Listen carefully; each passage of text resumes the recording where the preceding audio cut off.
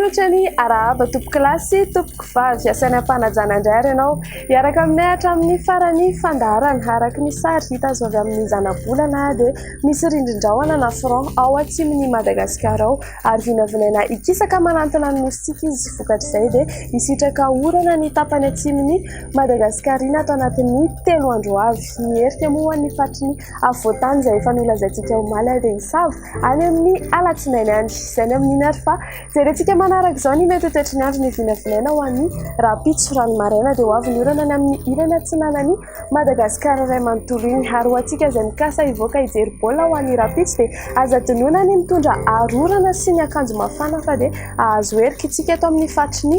avoatany fa hisavan'ny andalana eo ihany izany ary fandrimy andrahoana sy ny masoandro ho an'ny faritra sisa raha ho an'ny ariva kosa indray dia ho avy ny orana ny aty Antsirana ny faritry Sava Analanjorofo sy Atsinanana iny raha toa ka azo herika ny faritry Vatovavy Fitovinanjo araka ny efa voalazantsika teny Antandohany moa dia isitraka orana ny tapany atsimon'ny nositsika iny fa mety ho arahi-kotrika izany any amin'ny faritra Avony Bekily Isaly sy Betroky iny toraka izany ihany koa any amin'iny atitan'ny atsimo andrefana ary fandriba eo andrahoana sy ny masoandro ho an'ny faritra sisa ny maripana ny voavinavina ho an'ny rapitso ho ambany indrindra dia 13 degré celsius hitantsika aty amin'ny manodidina ny vakina karatra eo amin'ny 14 degré celsius eo kosa ho antsika eto Analamanga ary 13 degré celsius ho atareo any Fianarantsoany ny maripana ambony indrindra kosa indray dia hitantsika aty amin'ny manodidina ny Antsohihy sy Maevatanana 13 degré celsius ary ho an'ny fatry ny avoatany kosa dia eo amin'ny 9 ka hatramin'ny 13 degré celsius.